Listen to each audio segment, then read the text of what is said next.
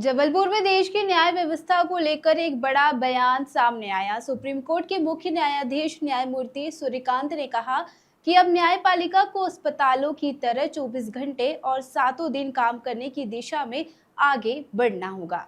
Madhya Pradesh high court द्वारा आयोजित digital justice कार्यक्रम में संबोधित करते हुए सीजीआई सूर्यकांत ने कहा कि आम आदमी को जल्दी न्याय मिले, इसके लिए तकनीक और आर्टिफिशियल इंटेलिजेंस यानी एआई का ज्यादा इस्तेमाल जरूरी है।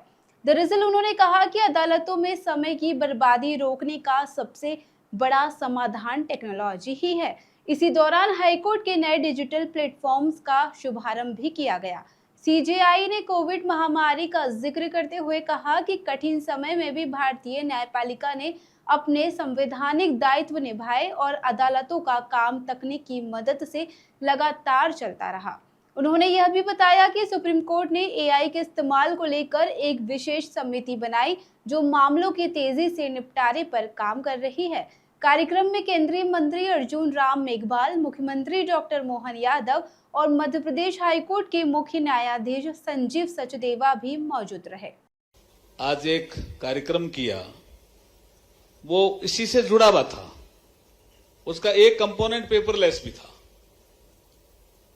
और टेक्नोलॉजी जो आज का सब्जेक्ट है, उसको हम कैसे आगे बढ़ा सकते हैं, आपके फील्ड में कैसे आगे बढ़ा सकते हैं, ये सारे विषय आज ये रखने वाले हैं। इस नदी की धार से ठंडी हवा आती तो है, नाव जर्जरी सही लहरों से टकराती तो है। एक चिंगारी कहीं से ढूंढ लाओ दोस्तों, इस दिए में तेल से भीगी हुई बाती तो है, जलाओ प्रकाश होगा। और हमारे एजी साहब एक चिंगारी ढूंढ लाए, कौन सी?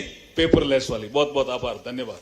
और एक बार फिर मैं आप सबका, खास करके आज जो आपने नए प्रकार के संसाधनों के बलबूते पर न्याय को सुलभता के साथ समाज में स्थापित करने के लिए जो जो आधुनिक तंत्र के माध्यम से बढ़ने का निर्णय किया, जिसके कारण से हमारी न्याय व्यवस्था की पारदर्शिता, शुचिता और सुचिता के साथ लागू करने के तंत्र में न्यायाधीश को भी मदद करते हुए, खास करके आज के समय में जब एफआईआर से लेकर के बीच की बहुत सारी कड़ी होती है, फॉरेंसिक लैब से लेकर के कई सारे प्रकार के तंत्र रहते हैं, उन सब के आधार पर हम त्वरित गति से जो जिसकी आवश्यकता उसको लाभ मिले उस तक मदद पहुंचाए।